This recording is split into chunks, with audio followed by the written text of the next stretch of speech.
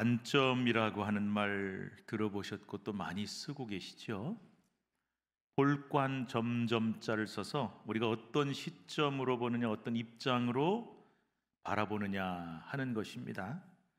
똑같은 상황이지만 어떤 입장으로, 어떤 관점으로 보느냐에 따라서 결과가 완전히 달라지는 경우가 많이 있다는 거죠. 그래서 모든 일에 이 관점이라는 것이 참 중요합니다.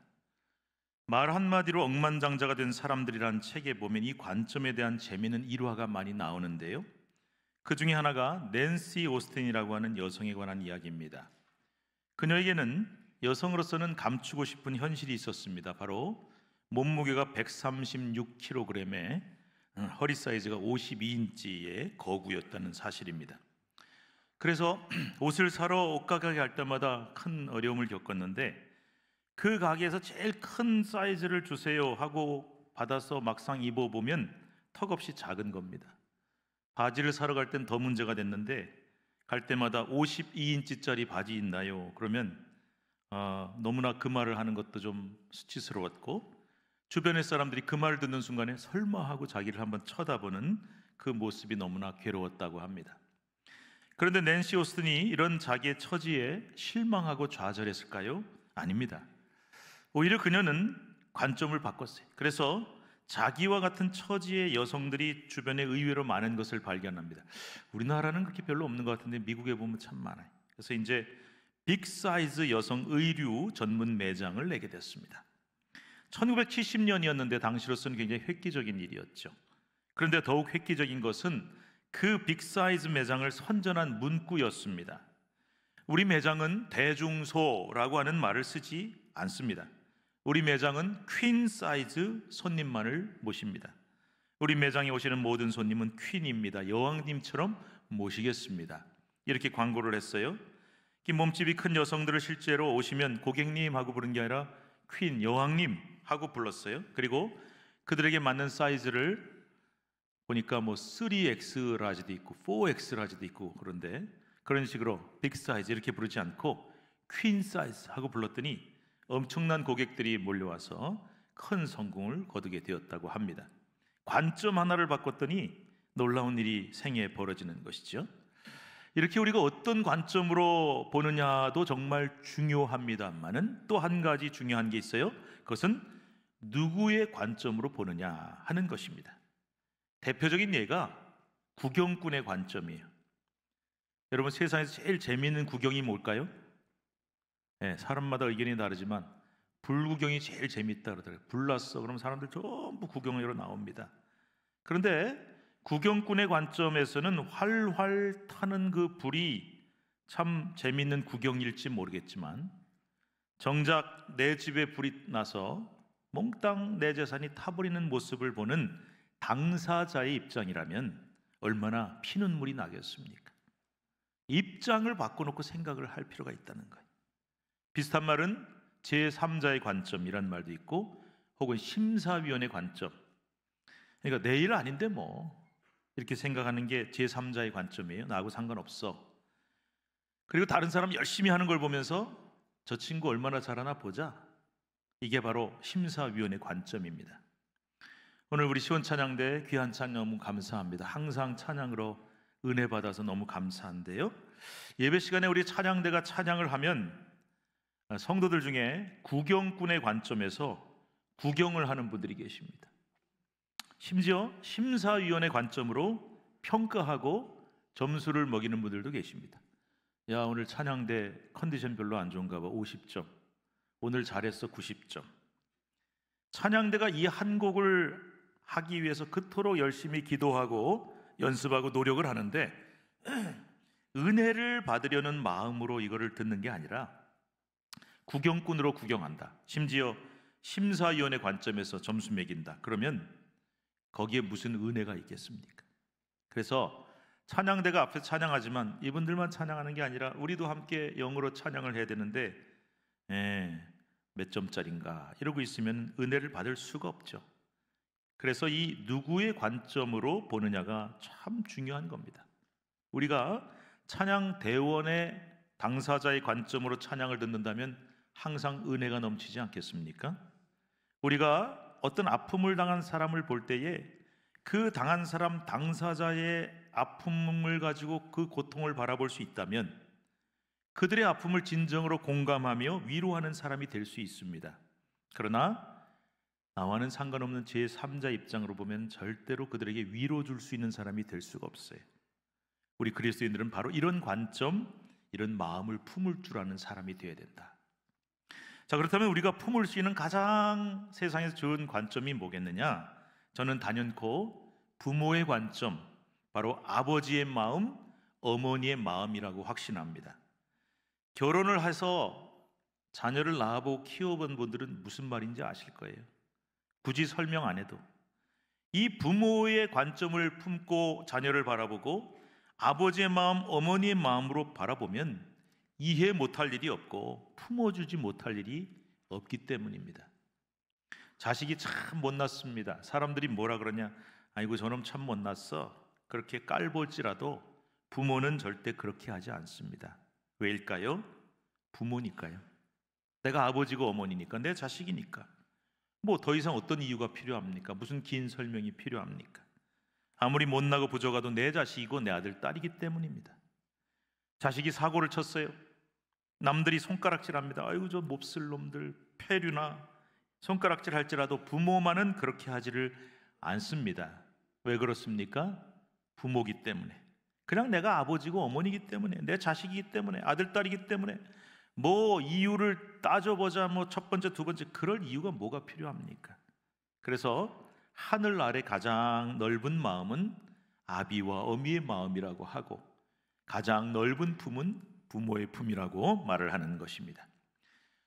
단장의 미아리고개라고 하는 말 들어보셨을 겁니다. 옛날 얘기인데요.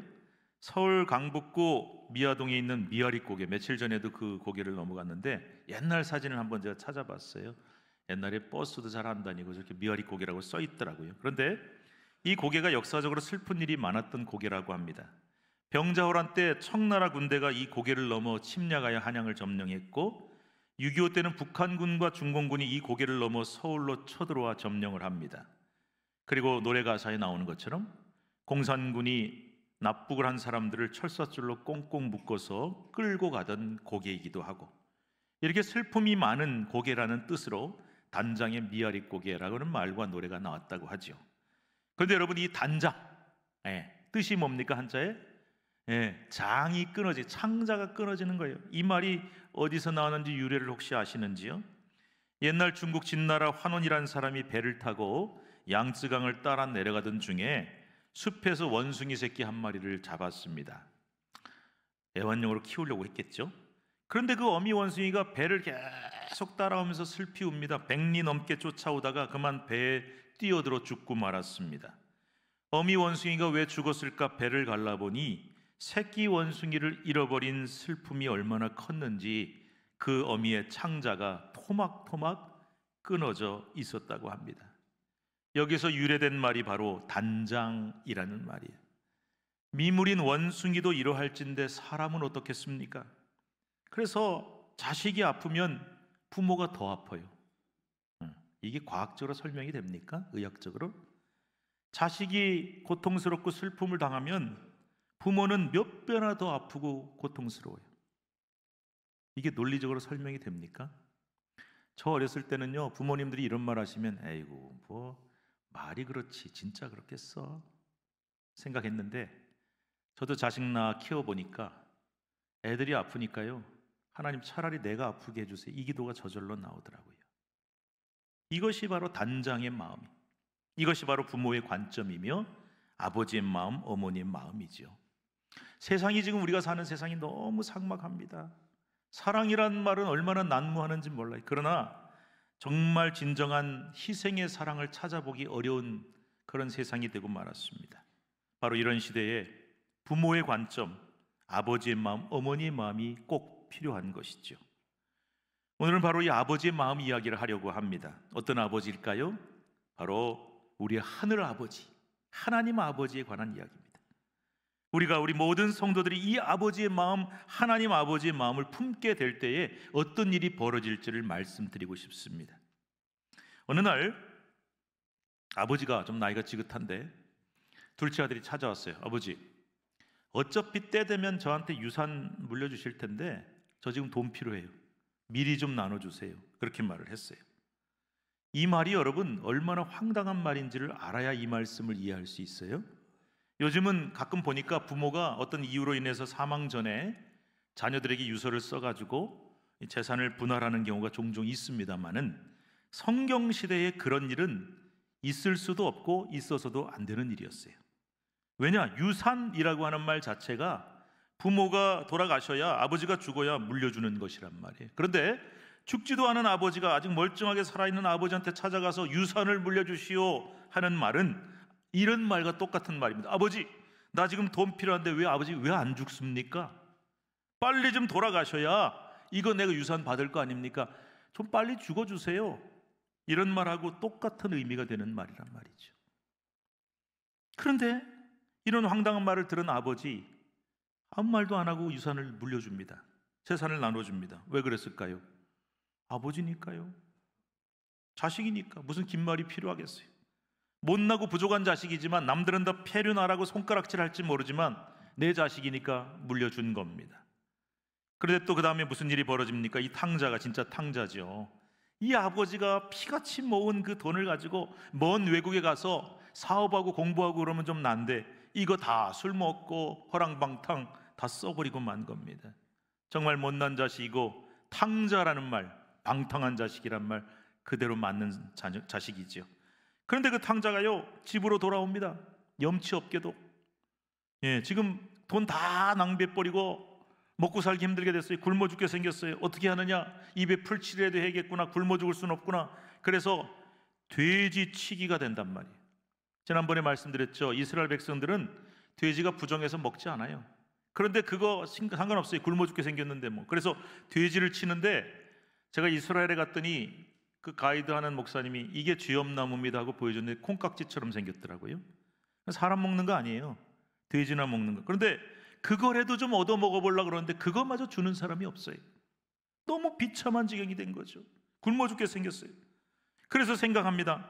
야, 이럴 바에는 차라리 아버지 집으로 돌아가자. 염치는 없지만 우리 아버지가 받아줄 리가 없지만 여기서 굶어 죽느니 차라리 아버지 집에 가서 용서를 구하고 아들로 다시 받아주세요 소리는 차마 못하고 종으로 받아주세요 이렇게 되죠. 그리고 이제 결심을 하고 거지꼴이 돼서 터덜터덜 집으로 돌아오는 겁니다. 그런데 집으로 돌아오는 길에 누굴 만난 겁니까? 바로 동구 밖에서 자기를 기다리던 아버지를 만난 거예요. 누가복음 15장 20절 말씀 같이 읽겠습니다. 시작. 이에 일어나서 아버지께로 돌아가니라. 아직도 거리가 먼데 목을 안고 입을 맞추. 자, 한번 보세요. 어떤 말에 강조가 돼 있어요? 아직도 거리가 먼데. 성경 읽을 때 이런 것들을 좀 잘 읽어보세요. 무슨 뜻이냐? 이게 어떤 의미를 갖고 있을까요? 아직 거리가 멀어요. 저 멀리서 어떤 사람 하나가 오는데 희미하게 보입니다. 아들인지 아닌지 알게 모며 거짓골하고 있는데 어떻게 알아보겠어요? 그런데 한 걸음에 자기 아들인 줄 알고 달려갔다. 이거 어떻게 설명할 겁니까? 제가요 옛날 얘기인데 옛날에 다 교복 똑같이 입었잖아요. 까만색 교복, 남자들 다 까까머리. 학교 끝나고 막 한꺼번에 다 나오는데 수천 명이 나와요. 다 그놈이 그놈처럼 생겼어요. 그런데 할머니는 알아보더군요. 자기 손자를 한눈에 알아봐. 그러니까 저 멀리서 오는데 아들인 줄 알고 달려가는 거예요. 그래서 그 아들 목을 안고 입을 맞추더라고요. 왜 그랬을까요? 탕자잖아요. 이미 잃은 아들이고 버린 자식이고 너무 괘씸해서 호적에서 파버려도 시원찮을 놈인데 도대체 아버지는 왜 이런 행동을 했을까? 아들이니까요. 아버지니까. 그 무슨 이유가 더 필요하겠습니까? 그냥 내 아들이니까 아무리 막대 먹은 놈이라 할지라도 내 아들이고 아무리 괘씸해도 내 아들이니까 내가 아버지니까. 여러분 이것이 바로 아버지의 마음입니다. 저는 이 대목에서 항상 성도들에게 똑같은 질문을 던지곤 합니다. 여러분도 한번 듣고 맞춰보세요. 둘 중에 하나예요. 이 아버지가 그냥 뭐 아들이 집 나갔나 보다 없는 아들 치자 그리고는 그냥 잘 있다가 어느 날 갑자기 오늘 좀 올라나? 그리고 동구 밖에 나갔더니 마침 그날 아들이 왔어. 이건지 아니면 이 아들이 아버지가 집 나간 아들 생각에 항상 눈물 짓다가 매일매일 동구 밖에 나가서 목이 빠지게 기다리고 있다가 그날 아들이 와서 만났어요. 자, 뭐가 맞습니까? 네? 어쩌다 나갔더니 만난 거예요? 매일 나가서 기다렸더니 만난 거예요? 매일 나가서. 어떻게 하셨어요? 성경에 그런 얘기 안 나와요. 한마디도 안 나와. 어떻게 하셨어요? 부모니까 아는 거죠. 네. 부모니까 아시는 거예요. 우리가 답을 이미 다 알고 있는 이유가 뭐냐? 자식을 낳아서 키워봤으니까. 또 자녀 입장에서는 부모 마음을 알면 이게 답이 뭔지를 아실 거예요. 그래서 우리가 답을 알 수 있는 거예요. 이렇게 아버지가 탕자를 다시 부둥켜 안고 입을 맞춥니다. 오늘도 저는 여러분의 예술 수준을 높이기를 원해서 명작 감상 시간을 잠깐 갖겠습니다. 그림 하나 보여드립니다. 유명한 그림인데요, 빛의 화가라고 불리는 렘브란트, 제가 참 좋아하는 화가인데 이분이 그린 탕자의 귀환이라고 하는 그림입니다. 오늘 이 비유를 그린 것인 줄 우리가 아는데 저는 이 그림 참 좋아하고요. 특별히 저는 예술적인 조예가 높지는 않지만 빛의 화가라는 그 별명대로 빛을 정말 잘 사용하고 있어요. 그리고 저는 더 귀한 게, 여러분 나중에 한번 자세히 보세요. 인터넷 같은 데 찾아보면 다 나옵니다. 그 아들이 무릎을 딱 꿇었어요. 완전 거짓골을 하고 있어요. 그런데 아버지가 싹 안아줍니다. 그런데 그 아버지의 얼굴이 너무나 온화한 미소를 띠고 있어요.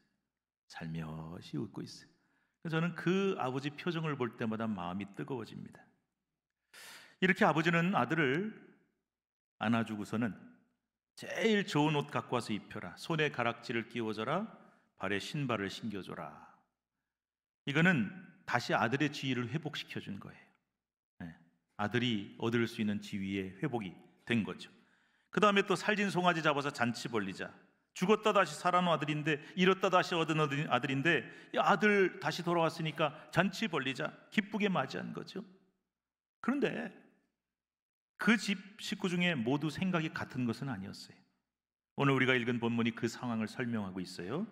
28절부터 30절 말씀 같이 한번 읽어보십시다. 시작. 그가 노하여 들어가고자 하지 아니하거늘 아버지가 나와서 권한대 아버지께 대답하여 이르되 내가 여러 해 아버지를 섬겨 명을 어김이 없거늘 내게는 염소 새끼라도 주어 나와 내 벗으로 즐기게 하신 일이 없더니 아버지의 살림을 장녀들과 함께 삼켜버린 이 아들이 돌아오매 이를 위하여 살진 송아지를 잡으셨나이다. 그가 노하여, 그가 누구겠어요? 형이죠. 형, 맏아들. 그러니까 이 아들은 어떤 아들이냐? 착한 아들이에요. 모범적인 아들이에요. 아버지 집에서 계속 있으면서 일 열심히 했어요. 아버지가 시키면은 네 하고 한마디도 거부하지 않았어요. 그날도 일해라 그러니까 갔다가 일하고 들어오는 길이에요. 야, 여러분 이 진짜 착하고 좋은 형이에요. 그런데 이 착한 형이 지금 단단히 화가 난 거예요. 아니 아버지, 해도 너무한 거 아닙니까?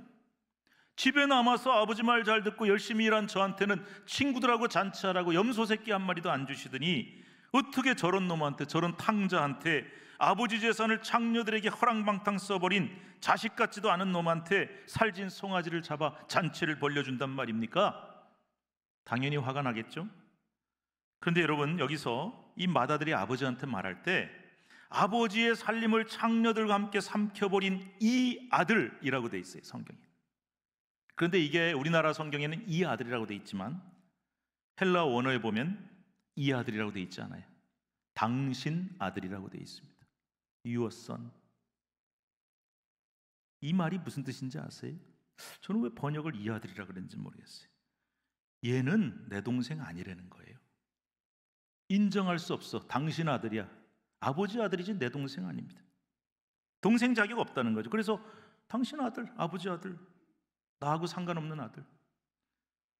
바로 이런 이유에서 맏아들은 절대로 나는 잔치자리에 들어갈 마음이 없다. 왜? 나하고 상관없으니까. 그렇게 거부를 하는 거죠.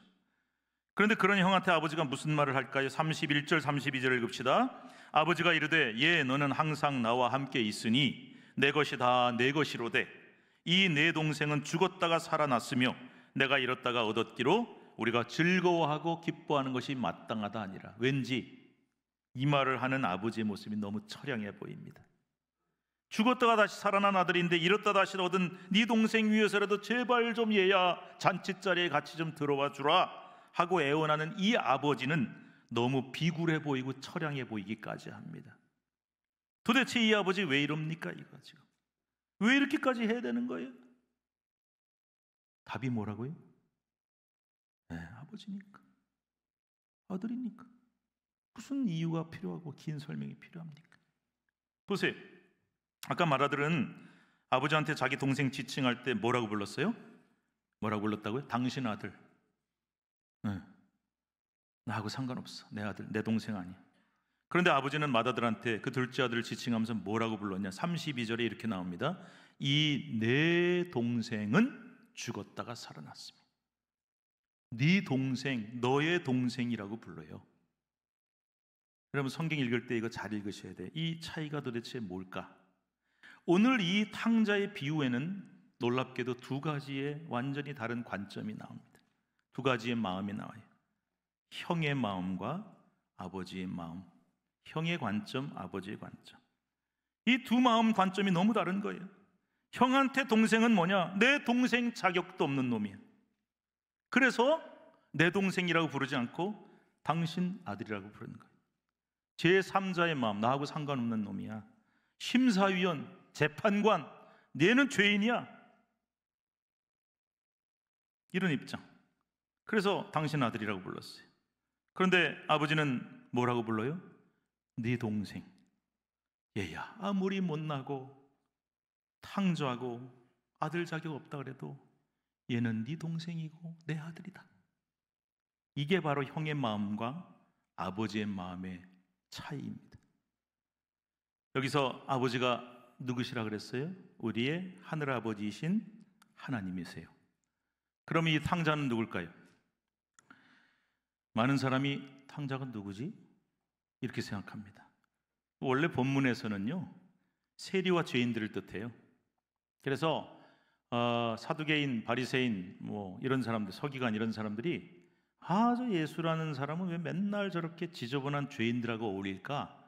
그렇게 비난할 때 이 비유를 들어주신 거예요. 그러니까 원래는 세리와 죄인들이에요. 그런데 성경은 말씀합니다. 너 제3자 아니다. 즉 이 탕자는 바로 누구냐? 죽을 수밖에 없는 죄인이었던 우리를 가리키는 것입니다. 그런데 아버지는 이 죄인을, 죽을 수밖에 없는 죄인이고 내쳐버려야 마땅할 못난 자식이며 도저히 구원받을 수도 없는, 아무런 자격도 없는 우리를 용서하여 아들로 자녀로 받아주셨다는 것입니다. 이것이 바로 하나님 아버지의 마음이라는 것입니다. 오늘 우리가 설교 후에 작은 순서를 갖게 됩니다. 몇 주 전부터 제가 예고했지만 전도 대상자 품는 것과 전도 결심서 작성을 하려고 해요. 오늘 이 주보에 보시면 이렇게 간지가, 노란색 간지가 들어있는데요, 이제 여러분들이 기도하면서 품고 온 전도 대상자들을 여기다 이제 쓰는 거예요. 그리고 요거 내는 거 아닙니다. 내는 거 아니고 여러분들이 잘 이렇게 간직하고, 성경에 사이즈도 그래서 이렇게 만들었어요. 딱 끼워놓고 기도하다가 이제 11월 19일 추수감사주일 때 초대를 하려고 해요. 내가 품고 기도한 그분들을 추수감사주일까지 한 8개월 남았는데 그 기간 동안 뭐하냐? 왜 이렇게 길게 잡았냐? 이 영혼을 꼭 품으라는 거예요. 그리고 여기 나와 있는 것처럼 때가 되면 차도 한 잔 사드리고 만나고 밥도 사드리고, 그러다가 추수감사주일 때 이분을 초청을 해서 전도하고 같이 예배하고 구역 식구들하고 같이 식사도 하자. 그런데 간혹 이런 행사를 하면 이런 식으로 반응한 분들이 가끔 있어요.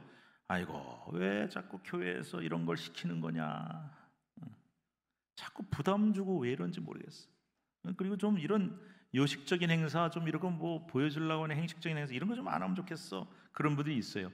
여러분 중에는 안 계실 텐데 다른 교회 가면 있다 그러더라고요, 그런 사람들이. 근데 여러분, 이거는 행사 아니에요. 이벤트가 아닙니다. 저는 행사나 이벤트를 안 좋아합니다. 뭐 우리 이벤트 한번 합시다, 그거 아니에요. 그리고 여러분한테 무슨 부담 드리려고 하는 것도 절대로 아니에요. 이참에 우리 교회도 남들 다 한다는데 좀 총동원 전도주일 이런 거 좀 거창하게 한번 해봅시다. 제가 이제 지나가다 보니까 어느 교회에서 이렇게 총동원 전도주일 언제 한다고 딱 프레카드 붙어 있더라고요.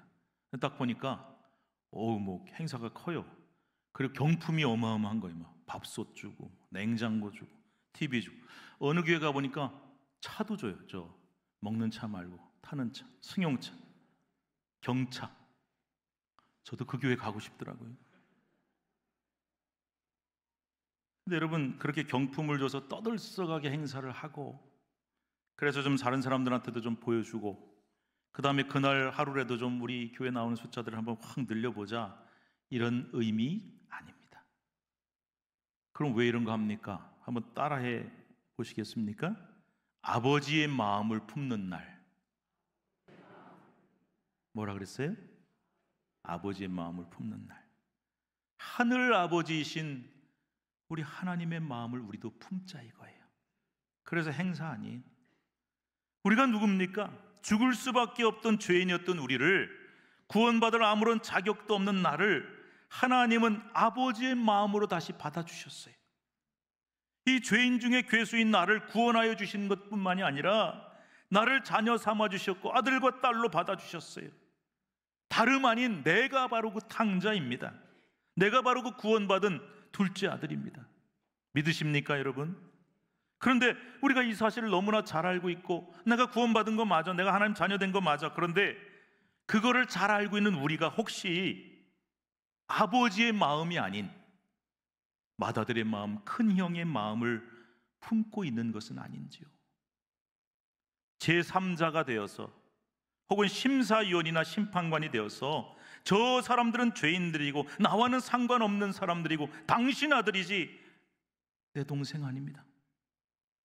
그래서 나는 그들을 환영하는 잔치자리에, 나와도 아무런 상관도 없는 그 자리에 들어갈 마음이 조금도 없습니다 하며 살고 있는 것은 아닌지요? 저 영혼이 죽든지 말든지, 구원을 받든지 말든지, 나는 구원받았으니까 나와는 별 상관없는 일이라고 여기며 살고 계시진 않은지요? 만약 여러분, 나는 아닌데, 그렇지 않은데 라고 한다면 반드시 우리가 품어야 할 마음이 있어요. 그것이 바로 아버지의 마음, 우리 하나님 아버지의 마음입니다. 하나님 아버지의 마음이라는 찬양이 있어요. 제가 참 좋아하는 찬양인데, 아버지 당신의 마음이 있는 곳에, 이렇게 하는 찬양인데, 오늘은 그냥 가사만 집중을 해서 좀 보면 좋겠어요. 가사를 한번 읽어볼 테니까.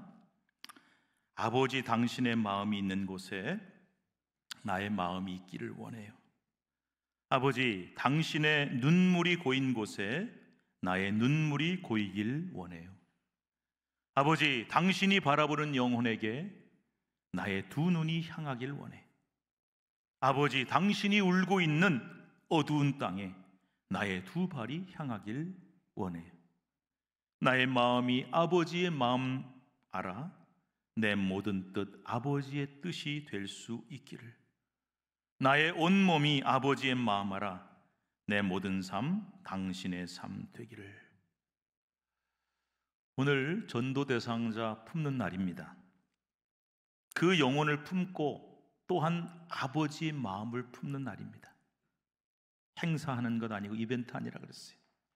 우리 모두가 그 영혼을 품고 아버지의 마음을 품는 것, 이 가사처럼 오늘이 바로 아버지의 마음이 나의 마음이 되고 아버지의 눈물이 나의 눈물이 될 수 있기를.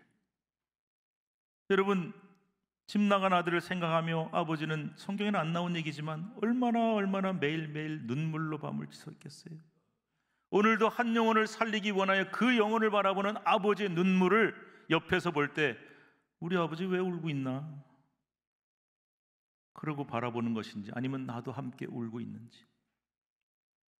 아버지 한 영혼을 향한 간절한 그 눈이 나의 눈이 될 수 있기를, 그런 날이 되기를 바랍니다.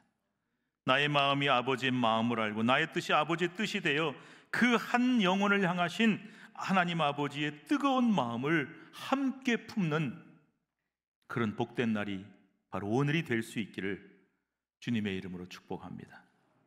기도하겠습니다. 하나님 아버지, 감사합니다. 죄인이다, 내 동생 아닙니다, 내 아들 아닙니다, 제3자, 아니 심사위원 재판관의 마음으로 바라봤던 형의 마음, 거기엔 어떤 은혜도 구원도 없을 터인데 날마다 눈물로 지새다가 날마다 동구 밖에 나가 고개를 길게 빼고 목 빠지게 아들을 기다리던 그 마음, 그 아들을 향해 거침없이 달려가 그를 부둥켜 안고 입 맞추던 아버지의 마음, 너무 기뻐서 눈물 흘리며 잔치하는 아버지의 마음, 그 아버지의 마음을 우리가 품게 하여 주시옵소서. 구원받을 수 없는 어떤 자격도 조건도 안 되는 이 죄인 탕자를 하나님의 자녀로 다시 받아주셨는데 우리는 지금 그들의 영혼을 어떤 눈으로 바라보고 있는지 돌아보면서 하나님, 아버지의 눈이 내 눈이, 아버지의 눈물이 내 눈물이, 하나님 아버지의 마음이 나의 마음이 되게 하여 주옵소서. 예수님의 이름으로 기도합니다. 아멘.